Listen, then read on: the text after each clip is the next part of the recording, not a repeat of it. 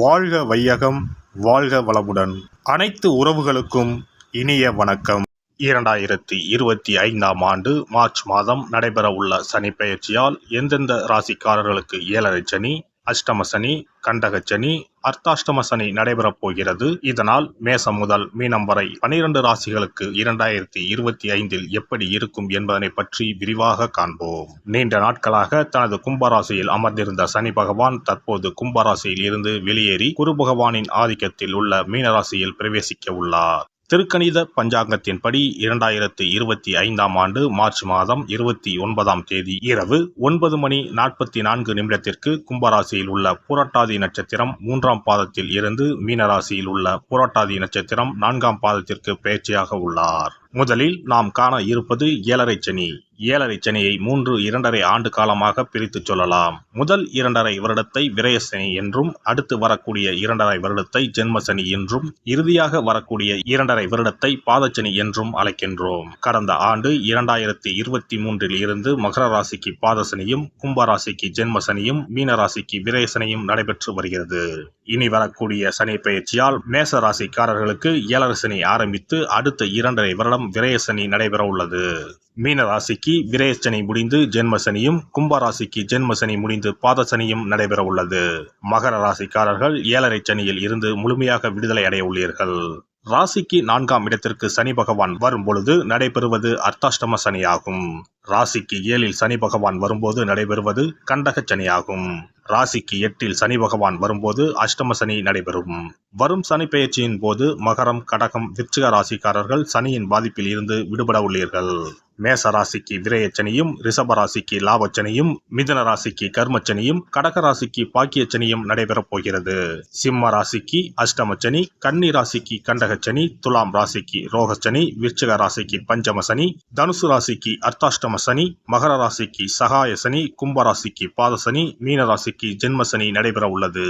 இனி இந்த பெயர்ச்சியால் உங்கள் ராசிக்கு உண்டாகும் சுபபலன் என்ன என்பதனையும், அசுபபலன் ஏற்படுமாயின் ராசிக்காரர்கள் செய்ய வேண்டிய பரிகாரம் என்ன, வழிபட வேண்டிய தெய்வம் யார் என்பதனை பற்றியும் விரிவாக காண்போம்.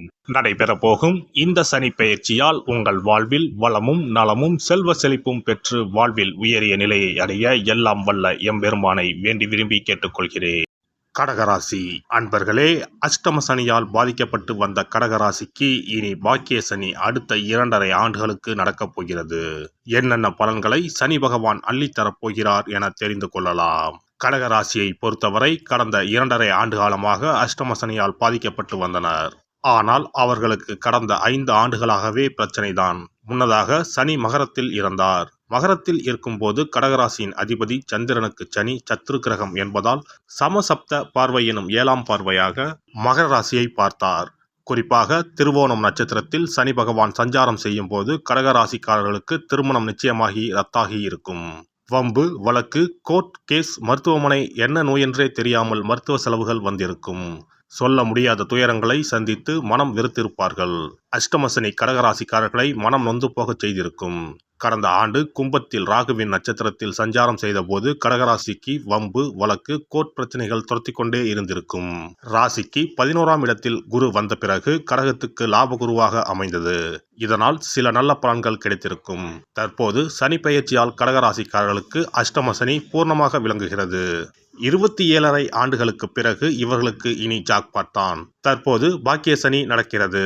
கடந்த 5 ஆண்டுகளாக துன்பத்தை சந்தித்து வந்தவர்களுக்கு விடிவுகாலம் பிறக்கும்.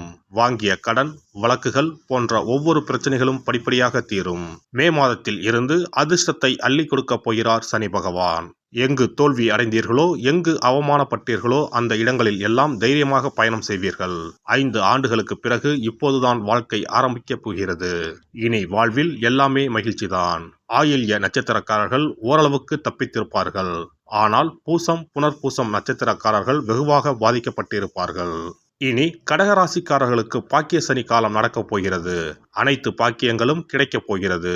சொத்துக்கள் வாங்க முடியும், பழைய சொத்துக்களை விற்க முடியும், கடனை அடைத்து விடுவீர்கள். பித்ரு வர்க்கத்திற்கு ஆதாயம் கிடைப்பதால் அதன் மூலம் நீங்கள் மேன்மை அடைவீர்கள். அனைத்து விஷயங்களிலும் படிப்படியாக வெற்றி காண்பீர்கள்.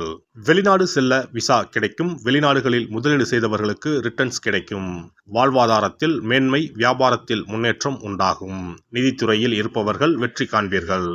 ரியல் எஸ்டேட், மீடியா துறையில் இருப்பவர்கள் வெற்றி கொடியை நாட்டுவீர்கள். டிரான்ஸ்போர்ட் துறைகளில் இருந்தவர்களுக்கு இதுநாள் வரை இருந்து வந்த வழக்குகள் உள்ளிட்ட பிரச்சனைகளில் இருந்து விடுபடுவீர்கள். இந்த காலகட்டங்களில் அஷ்டமஸ்தானத்தில் இருக்கக்கூடிய ராகு என்ற கிரகத்தை குரு தனது 9ஆம் பார்வையாக பார்க்கிறார். குரு பகவான் 12ஆம் இடத்தில் இருக்கிறார். எனவே நிதி முதலீடு தொடர்பான விஷயங்களில் கவனமாக இருக்க வேண்டும். அரசால் அங்கீகரிக்கப்பட்ட முதலீடா என்பதை ஆராய்ந்து முதலீடு செய்ய வேண்டும். கடகராசிக்காரர்களை பொறுத்தவரை கல்வியில் எப்போதும் இயற்கையாகவே கூடுதல் கவனத்துடனேயே இருப்பார்கள். நிதி, பொருளாதாரம், தகவல் தொடர்பு, சட்ட படிப்பு குறித்து படிப்பவர்கள் நல்ல முன்னேற்றம் கிடைக்கும். இனி வெற்றி பாதையாகவே அமையும். சனி பெயர்ச்சி காலத்தில் பெண்கள் உடல்நிலையை பத்திரமாக பார்த்து கொள்ள வேண்டும். இவர்களுக்கு பஞ்சமாதிபதியான செவ்வாய் ராசியில் நீச்சம் அடைவதால் நோய் எதிர்ப்பு சக்தி குறைவாக இருக்கும். இயற்கை வைத்தியங்களை எடுத்து பத்திரமாக பார்த்து கொள்ள வேண்டும். ராகு பகவான் 8ஆம் இடத்தில் இருப்பதால் அடிக்கடி அடிவயிறு சம்பந்தப்பட்ட விஷயங்களில் கவனம் செலுத்த வேண்டும். உஷ்ணம் இல்லாமல் இருப்பதற்கான செயல்களை செய்ய வேண்டும். கடகராசிக்காரர்களுக்கு சனி பெயர்ச்சியில் பரிகாரங்கள் எதுவும் தேவையில்லை. வழக்கமாக ஆஞ்சநேயர், நரசிம்மர் வழிபாடு செய்வது நற்பலன்களை கொடுக்கும். குறிப்பாக வளர்பிறை, தேய்பிறை, அஷ்டமி திதிகளில் பைரவர் வழிபாடு செய்வது நன்மை தரும். மொத்தத்தில் 100க்கு 90% சனி பெயர்ச்சி நிம்மதி, சந்தோஷத்தை கொடுத்து செழிப்பான ஆண்டாக இது அமையும். சிறப்பு பரிகாரம். நவ கிரகங்களில் சனி பகவான் நீதி தவறாதவர். அவரவர் கர்ம வினைகளுக்கு உரிய பலனை தவறாமல் வழங்குபவர். பொதுவாக சனி பெயர்ச்சி என்றாலே எல்லோரும் பயப்படுவார்கள். அப்படி பயப்பட வேண்டிய அவசியமே இல்லை. சனி பகவானால் பாதிப்புகள் ஏற்படும் பட்சத்தில் பாதிப்பில் இருந்து விடுபட பல எளிய பரிகாரங்கள் உள்ளன. ஒரு கைப்பிடி பச்சரிசியை எடுத்துக்கொண்டு அதை நன்றாக பொடி செய்து கொள்ள வேண்டும். பிறகு சூரியனை வழிபட வேண்டும். சூரியனை வழிபட்ட பிறகு குளக்கரையிலோ மரத்தின் அடியிலோ உள்ள விநாயகரை 3 முறை வலம் வந்து வழிபட்டு விட்டு பொடி செய்த பச்சரிசி மாவை தரையில் போட வேண்டும். அப்படி போடும் மாவை எறும்புகள் எடுத்துச் செல்லும். குறிப்பாக வன்னி மரத்தின் அடியில் இருக்கும் விநாயகரை வலம் வருவது மிகவும் விசேஷம். இந்த பரிகாரத்தை எப்போதுமே தொடர்ந்து செய்வது மிகவும் நல்லது. ஒருவருக்கு சனி தசை வந்துவிட்டால் அவருக்கு சந்தேக புத்தி வந்துவிடுகிறது. யார் சொல்வதையும் ஏற்றுக்கொள்ள மாட்டார்கள். குறிப்பாக அஷ்டமத்து சனி மிகவும் கஷ்டப்படுத்திவிடும். 7.5 சனியின் பாதிப்பை விடவும் அஷ்டமத்து சனி மிக அதிக பாதிப்பை ஏற்படுத்தும். அஷ்டம சனி நடப்பவர்கள் சனியினால் ஏற்படக்கூடிய பாதிப்புகளில் இருந்து விடுபட பின்கூறும் நியதிகளை கடைபிடித்தால் பாதிப்புகளின் தாக்கத்தில் இருந்து விடுபடலாம். சனி தசை நடக்கும்போது எந்த செயல் செய்தாலும் தாமதமாகும். அதற்காக கோபப்படக்கூடாது. பொறுமையாக இருக்க பழகிக்கொள்ள வேண்டும். தினமும் காகத்துக்கு எள் கலந்த சாதம் வைக்கவும். பிரதோஷ பூஜைகளில் பங்கேற்பது நல்லது. சனிக்கிழமை தோறும் சனி பகவானுக்கு இரும்பு அகல் விளக்கில் நல்லெண்ணெயில் தீபம் ஏற்றி வழிபடவும். கருங்குவளை மலர்களால் சனி பகவானுக்கு அர்ச்சனை செய்து வரலாம். வன்னி மர இலைகளை மாலைகளாக தொடுத்து சிவபெருமானுக்கு சனிக்கிழமை தோறும் சாற்றி வணங்கி வழிபடவும். சனிக்கிழமை அன்று அசைவ உணவு கண்டிப்பாக சாப்பிடக்கூடாது. சனிக்கிழமை தோறும் நல்லெண்ணெய் குளியல் செய்தால் கெடுதல் குறையும். விநாயகர் வழிபாடு செய்யலாம். அனுமன் வழிபாடு சனி பகவானின் தொல்லைகளை குறைக்கும். ஞாயிற்றுக்கிழமை மாலை ராகு கால வேளையில் கால பைரவரை வணங்கி வரலாம். தேய்பிறை அஷ்டமி நாளில் கால பைரவரை வணங்கி வருவது நன்மை தரும். ஏழை மாணவர்களின் படிப்பு செலவுக்கு உதவலாம். சனி பிரதோஷ வழிபாடு செய்வது சிறப்பு. அன்னதானத்துக்கு உதவி செய்யலாம். சித்தர்களின் பீடங்கள், ஜீவ சமாதி பீடங்களுக்கு சென்று வணங்கி வழிபடலாம். வன்னி மரத்தை சுற்றி வந்து வணங்க வேண்டும். இதனால் சனி பகவானின் கொடுமையான பாதிப்புகள் விலகிவிடும். பிரதோஷ காலத்தில் சிவபெருமானுக்கு வில்வ இலை கொடுத்து வணங்க வேண்டும்.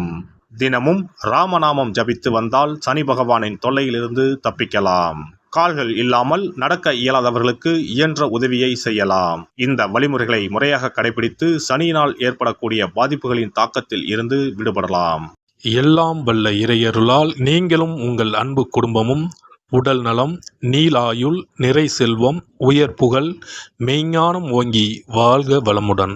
இந்த வீடியோ பதிவு உங்களுக்கு பிடித்திருந்தால் லைக் பண்ணுங்க, கமெண்ட் பண்ணுங்க, ஷேர் பண்ணுங்க. மறக்காம சப்ஸ்கிரைப் பண்ணுங்க. பக்கத்துல இருக்கிற பெல் பட்டனை கிளிக் பண்ணுங்க. நன்றி, வணக்கம். ஓம் நமச்சிவாய. சிவாய நம.